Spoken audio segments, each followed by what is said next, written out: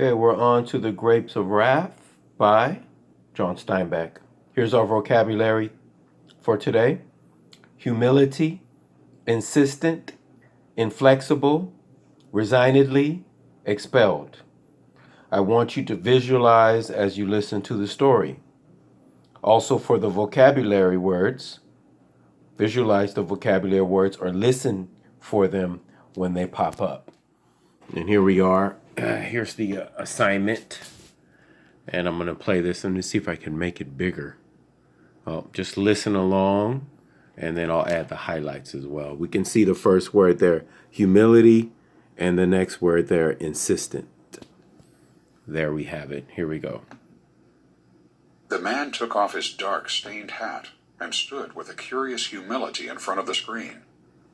"Could you see your way to sell us a loaf of bread, ma'am?" May said, "This ain't a grocery store. We got bread to make sandwiches." "I know, ma'am." His humility was insistent. "We need bread, and there ain't nothing for quite a piece, they say." "If we sell bread, we're going to run out." May's tone was faltering. "We're hungry," the man said. "Why don't you buy a sandwich? We got nice sandwiches, hamburgs." "We'd sure admire to do that, ma'am, but we can't. We got to make a dime do all of us." And he said embarrassedly, "We ain't got but a little." May said, "You can't get no loaf of bread for a dime. We only got 15-cent loaves." Okay. Also, a good thing while the story's being played is to take notes of what you visualize and what's happening between May and the man and what the situation is, right? You take those notes, and that'll help you with the think questions and with the video and notes too, right? Okay, here we go. From behind her, Al growled, "God almighty, May, give 'em bread. We'll run out 'fore the bread truck comes." "Run out then, goddammit," said Al. He looked sullenly down at the potato salad he was mixing. May shrugged her plump shoulders and looked to the truck drivers to show them what she was up against. She held the screen door open, and the man came in, bringing a smell of sweat with him. The boys edged behind him, and they went immediately to the candy case and stared in. Not with craving or with hope or even with desire, but just with a kind of wonder that such things could be. They were alike in size, and their faces were alike. One scratched his dusty ankle with the toenails of his other foot. The other whispered some soft message, and then they straightened their arms so that their clenched fists in the overall pockets showed through the thin blue cloth. May opened a drawer and took out a long wax paper wrapped loaf. "This here's a 15-cent loaf." The man put his hat back on his head. He answered with inflexible humility, Can't you see your way to cut off 10 cents worth?" Al said snarlingly, "God damn it, May, give him the loaf." The man turned toward Al. "No, we want to buy 10 cents worth of it. We got it figured awful close, mister, to get to California." May said, resignedly, "You can have this for 10 cents. "That'd be robbing you, ma'am." "Go ahead. Al says to take it." She pushed the wax-papered loaf across the counter. The man took a deep leather pouch from his rear pocket, untied the strings, and spread it open. It was heavy with silver and with greasy bills. "May sound funny to be so tight," he apologized. "We got 1,000 miles to go, and we don't know if we'll make it." He dug into the pouch with a forefinger, located a dime, and pinched in for it. When he put it down on the counter, he had a penny with it.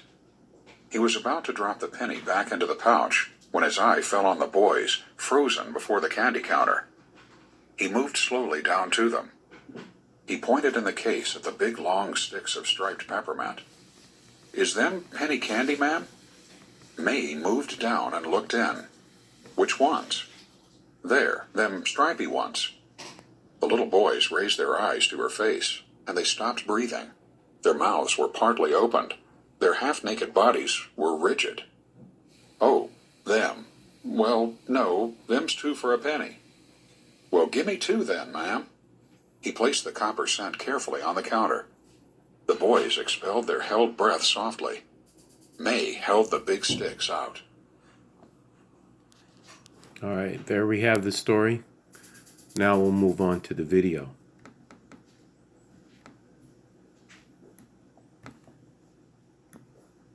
Study sync video, and you're kind of supposed to take notes on this. Here we go, and I'll make this larger for you.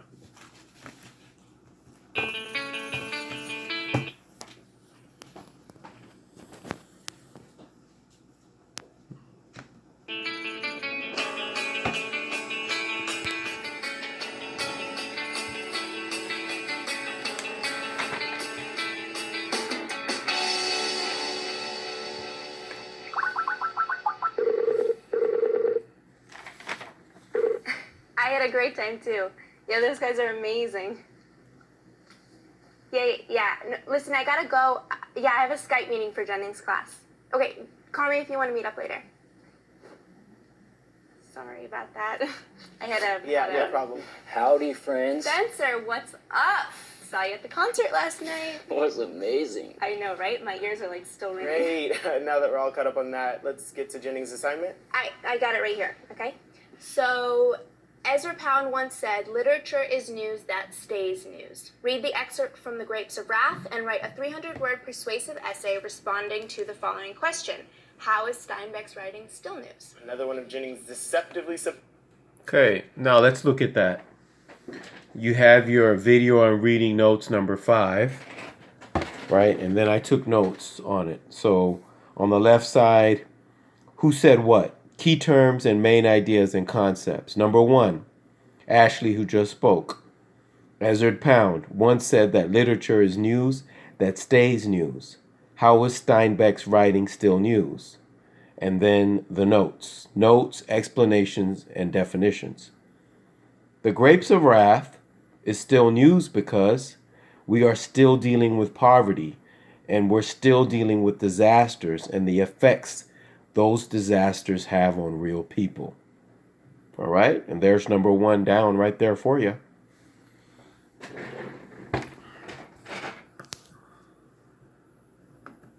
Simple promise. Well, to be honest, I thought the choice of the excerpt was pretty interesting. How so? I read the book last year, and it's about the Joad family, and they lose their farm during the Great Depression, so they migrate to California in hopes to find a better life. But they're not even in this scene. I know, right? And I thought to myself, like, why would Jennings choose something that's so completely different from the rest of it? Okay, so then I took what Spencer said just there for number 2. Number 2, Spencer says the story is about the Joad family who moved to California to find a better life. Then later in the video, he's going to follow up with that.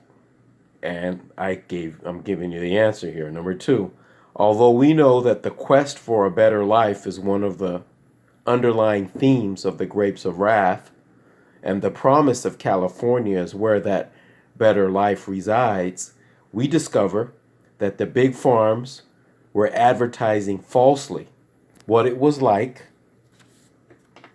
to live in California. This means that the Okies moved to California and still found poverty waiting for them. That's number 2 down. Okay, and we're only going to do up to 3. Or no, we'll do up to 5. But I'll give you 3. Here we go. Continue. For the novel. Well, I actually think that this little excerpt contains ideas that are spread out through the whole novel, like the nature of poverty and how it affects people. Oh, you mean the characters are symbolic? Oh, come on. Well, I mean, it could just be a slice of life of the times. I don't But know. think about it. I mean, why do we even care? Why is it even news? Like, why do people still even read Steinbeck? Well, I mean, let's just look at the details and really see what we think, right? I was really struck by the first sentence. So it says, the man took off his dark and stained hat and stood with curious humility in front of the screen. Here, next to that sentence, I wrote, significant hat off. I think it's a gesture of respect. Yeah, I mean, sure, but I think it's sort of more than that, right? Like, it really shows the man's poverty and sort of his struggle to keep his dignity despite being so poor. Especially that line, the hat is dark and stained. I mean, it's like a really old hat. It says that he takes his hat off with curious humility. And when I read that, I was like, curious humility? I mean, what does that Right. mean, right?